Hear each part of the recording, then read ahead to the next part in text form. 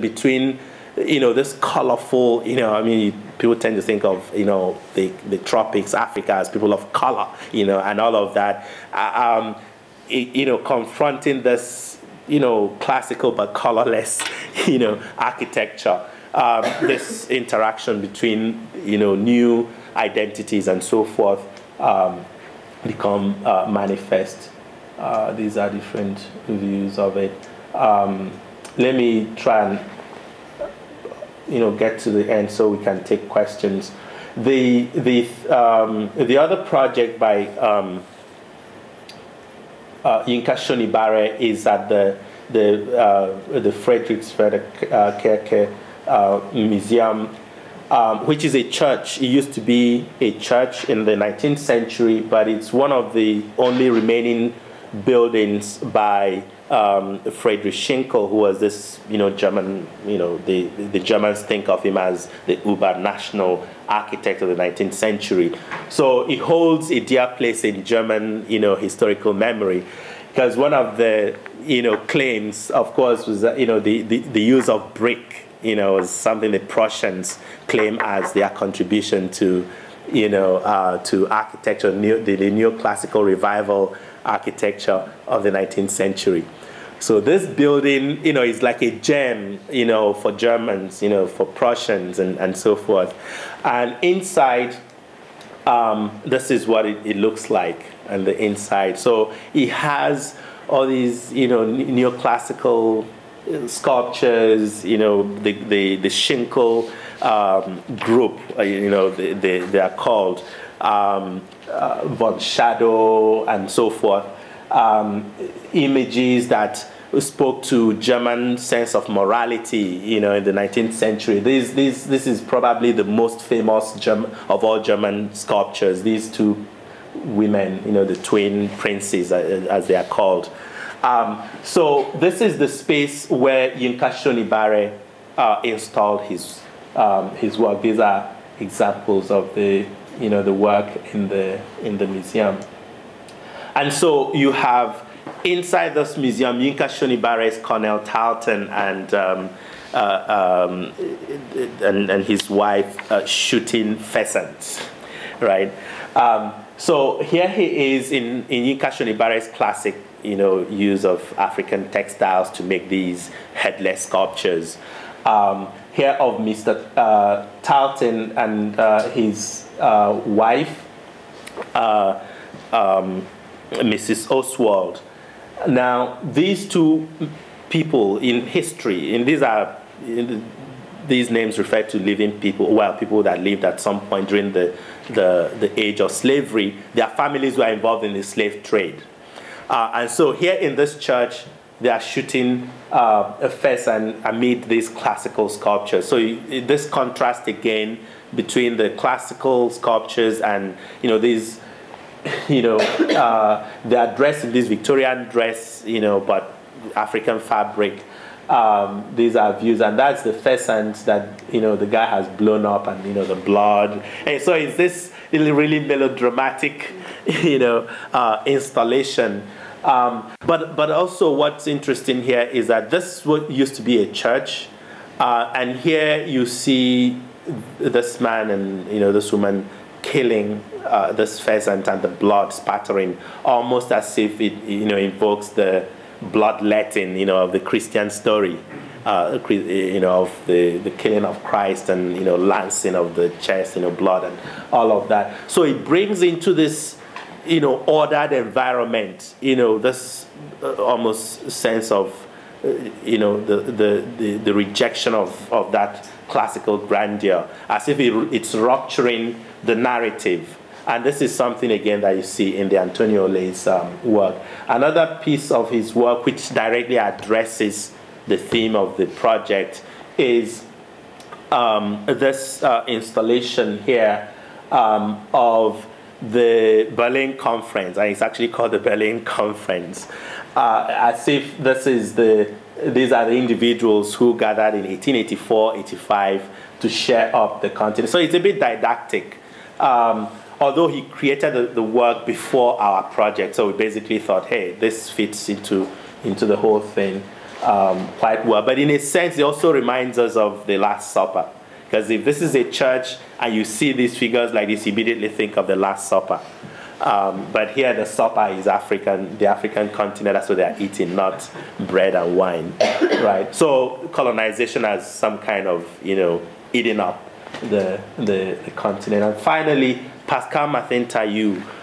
I did mention, the difference between the history of the Hamburger Bahnhof and the Neue National, which is regarded, this is a view of it without, which is regarded as one of the best known examples of modernist, high modernist architecture. Mies van der Rohe, you couldn't get, more modernist than that. But this was also a building that was constructed at the height of the Cold War in the late 1960s, close to the border between East and West Germany, to show the transparency of the West, the modernity, of the West versus the closed mind of the East, because their buildings were all built of concrete and little glass. But here you have this transparent structure that emblematized all the rhetoric about, Western modernity and so forth. So this is where Pascal Martin Tailloux does his work. These are examples of his previous work that he has done with African flags, which is a critique. His work, forcefully critiques ideas of the nation in Africa, in the ways that African nations mouth their, nationness, but actually don't live up to that ideal of, nationalism and the nation. So here he installs 54 flags, ostensibly representing the 54 African nations. So if you imagine the view, the first view, it kind of reminds you of the UN, where you see all the flags, or the EU, all the flags of EU and so forth. So what does it mean to have a EU, UN sort of thing, but it's in Berlin? Is this are they claiming this building as, as a new OAU, Organization of African Unity type of thing? Or is this emblematic of the kinds of claims that the new immigrants in Europe are making on the state, on the city where they now find themselves? We too are Germans. We too are, Norwegians. We too are, and all of those things, which in turn cause some of the pushbacks that you see in the rightist movements across Europe, to push back against these, claims to, the nation and the city and all of that. But what is interesting here is that the flags are actually not quite, the flags that they seem to represent, because he sort of played around with the symbols and the motifs. So none of these flags actually look like what the flags of the African countries are supposed to be. And the anecdote here, at the opening, the Liberian ambassador who attended the opening was so mad when she saw the flag of Liberia, and she knew that someone had, really messed up, right? The design of their flag. And so she raised hell, that how can this happen? Did someone supervise that, until she was told actually none of these other countries have theirs right, So that kind of pacified her that we didn't pick out Liberia, to question their flag or something. So here you begin to see that it's not just about Europe or claiming Europe and all of that. It's also that, even these countries actually don't seem to have figured themselves out properly, in terms of their nations. Nigeria, so if the flag is not quite there, is it possible that this reflects even their own attitudes to their own nations? So it's not just about, immigrants in Europe, it's also about the Africans themselves. The last part of the project is that there are these sculptures that are installed around them. You see these structures, these sculptures. They are enlarged models from these, and these are called columns. And briefly, there were sculptures made by Africans, across the continent during the colonial period, often for ritual purposes, that were meant to tap the power of the European, So they used all these sculptures for rituals, and the sculptures represented Europeans. Well, in the days since colonization, they've become tourists, items. So if you went to any African city, you're likely to find these colons. But although they don't always look like Europeans, these days, some are actually dark-skinned and so forth. So you find, like black, figures and all of that, which in themselves begin to raise questions about the African elite who imagine themselves as Europeans, because now they are in power, the same power that the Europeans held, so that they become black Europeans in some sense. So this is a work that, in a very complicated way, questions not just nation and colonialism, but also the post-colonial realities of the African countries themselves. It's not just about, what Europe has done to us or not, but also in the ways that power differentials within the African continent can and have contributed in the problems of imagining the nation. Let me stop here, and so we can take questions, and hopefully I'll get around to the reception part, of the show in Germany. Thank you. Yes. Yeah, you mentioned the lack of monuments in Berlin. Yes. And I was just wondering how you see this show of only African artists in correlation, or if you see any correlation to the, I guess also the historical amnesia in relation to the way that Africans were represented in world fairs in these same countries. Yeah. If there's a problem in that regard. Well, the world fairs were colonial enterprises. They've become sort of soppy these days, like they say world fair, and they are a joke. The recent iterations of world fairs, or what people still call world fairs, are really like very little affairs compared to the colonial world fairs. They were invented during the colonial period. So world fairs were places where people demonstrated not just their powers within their nations, but the influence they had around the world. That's what made the world fairs what they were, right?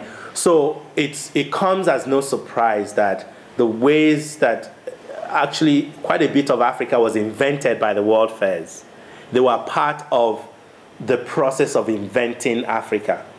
That place that needed to be colonized, that needed to be exploited, and all of those things, they were done through the world fairs. And so in the ways that the Africans were represented in the fairs were not different from the ways that they were represented by scholars, by ethnologists, and so forth. So the idea of the world fair itself is already problematic when you think of the others, the people that were represented in them. The Africans, the Asians, the South Sea, people, and all of that, people who were colonized during those periods. They didn't have a hand in the way that they were represented. And they were represented in a way that would help all the other aspects of the empire. If you imagine, for instance, the Paris World Fairs, or the ones in Britain in the 1925 Imperial, World Fair, which, some say is the greatest of the world fairs. It was simply that these people were presented in a way, they had, they would go and bring Africans, build huts for them so people would look at them and stuff. And then you could see, this is how they were when we found them, this is what we're making out of them. So you go to the industry sections of the fairs, and you will now see farmlands and all of that show that we are truly, exploiting, because it wasn't a controversial thing at the time to exploit, this is what were supposed to do, So there's that problem of how they were represented through the world fairs as part of a larger enterprise. Is there a leakage in context to a show with only African artists? Well, if you if you think of the point that I made about having artists whose ancestors were not invited to the Berlin Conference, where they determined the fate of that continent. They weren't invited. So to have an exhibition where the, maybe great-grandchildren of the people who are supposed to have been there can now come to the same city where the fate of the continent was decided to make pronouncements, now as works of art. It was important to the project. We had, an idea of having, European artists that deal with colonization and all also, because there are some of, Carsten Holland and all of that deal with work in Africa, work with, do projects there. But that would have led to a different kind of project that would have, moved us quite afar from what we thought was crucial, because we didn't want to let go the opportunity of the fact that it was the president of Germany that wanted a project, so that political moment we didn't want to lose. It's not like a museum, the normal thing where a museum, invite you to curate a show. This was the president of the country. It wasn't, like the Ministry of Culture, so we're having meetings with him, not with his, with his people. So that was very important to the project. And in fact, the other drama that happened was he resigned 3 days to the opening of the show. The last, what I may be wrong, but one of the last official events that he had was the reception for the show in his palace on a Sunday, May 31st. He resigned on Monday. And this is crucial. At this reception, Pascal Martin Tayu, the artist, the Cameroonian, artist who did this work, towards the end, as we were all leaving, said to him, "So we'll see you on Thursday," because the opening was on Thursday. And the guy looks at him and says, "Who knows tomorrow?" Which is the theme of the exhibition, right? So we all laughed, he really gets it, right? He gets this in the theme of the show. Well, when he resigned the following day, we kind of got the joke was on us, because we actually didn't know because clearly he must have made up his mind that he was resigning, even as he was doing the stuff. So that was the other part. So it was clearly, then the other thing, what the ambassadors and the heads of states that were coming for the opening, there was now the dilemma of what are they going to do? Because the invitations were from the presidency, and now the president has resigned. So only 2 ambassadors showed up, because it became now really a very difficult, thing, because it was clear he couldn't come. He told us, because this will now be the topic of, people will be talking about his resignation rather than the show. So he kept away. And that meant the heads of states, the ambassadors also all had to, except the Liberian ambassador and the Angolan ambassador. The rest, kept out of the show. So there was this really political aspect to the thing. Like, it wasn't just about the art world, kind of thing. Yeah. Right. I just want to take you back a little bit to this subject you've been talking about, the world fair. Yes. I read one somewhere in a book where there was a description on how the idea of the Congolese architecture came about. It was born through one of these world fairs in Belgium. And the Belgian architect kind of came up with this pavilion, the Congolese pavilion. Yeah. And then that kind of facade was adopted as Congolese identity architecturally. Yeah. And that idea of an imposed identity kind of rhymes for me very well with this exhibition that you bring back to Germany, which was the seat of the Scramble for Africa, and imposed the will of the diaspora, so to speak, the African diaspora, or even the Africa itself, onto Europe. Yeah. So I like the idea of imposing it. Yeah, one of the things, and thanks for that comment. One of the things that came out as when the show opened, the first 3 major reviews were bloody. It was the having worked in this field for a long time. I was like, what do you expect? But my co-curators were so scandalized because they never had anything close to that in terms of the vehemence, of the criticism of the show from the major newspapers in Berlin. And they had all kinds of reasons, why they thought this was the most terrible exhibition anyone could imagine. It was historically, really out of order and all of that. Because, my co-curators deal with, German, European, contemporary art. And in those realms, you don't have really vehement criticism. It's all about, the kind of chocolate type of critiques, as I want to call them.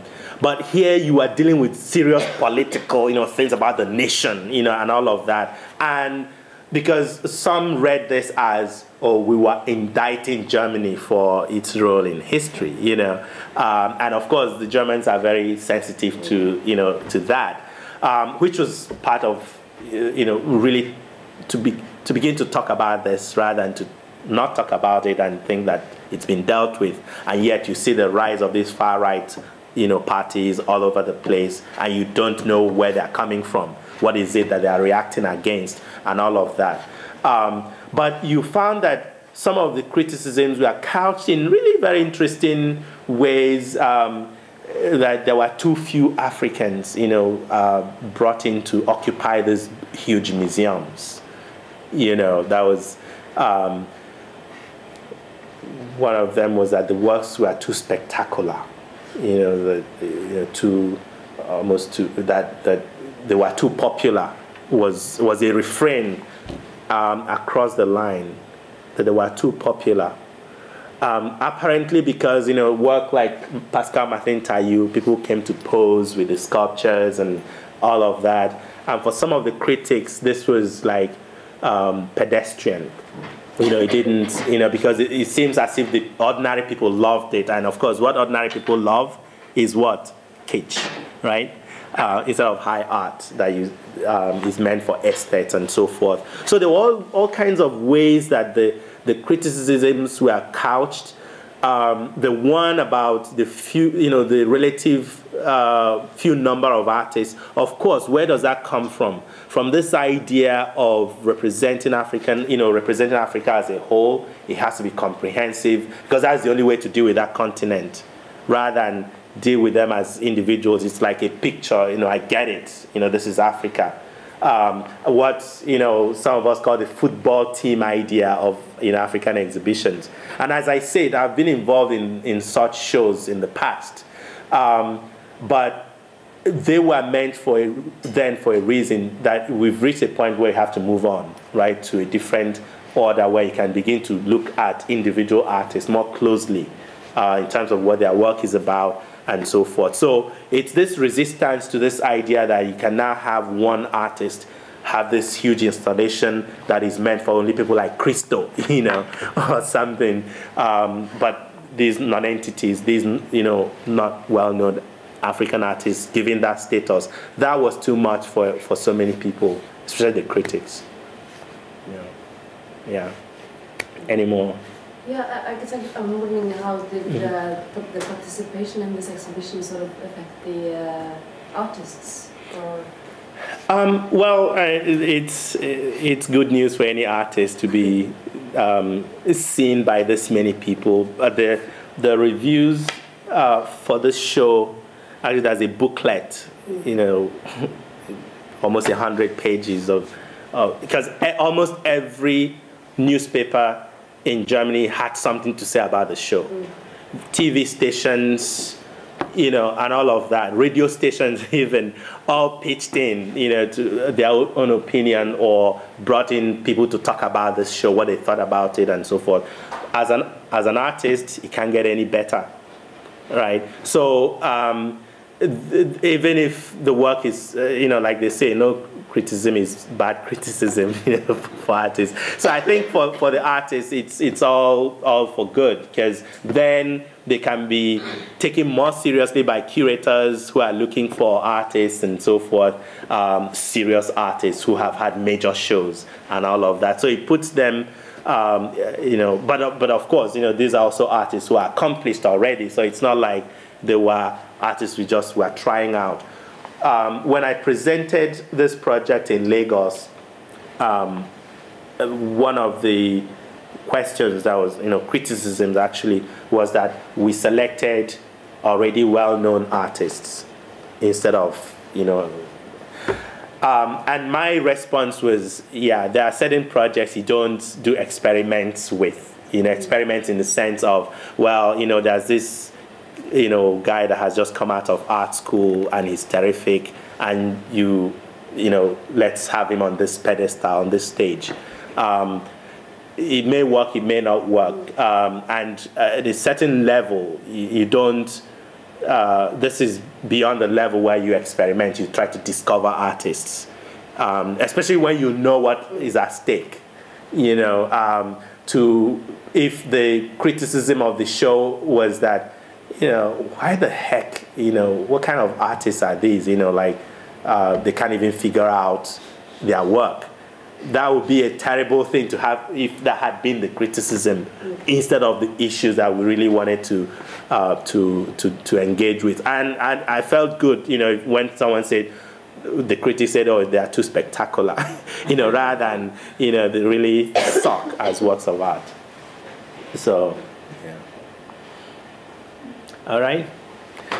Thank you so much for your audience.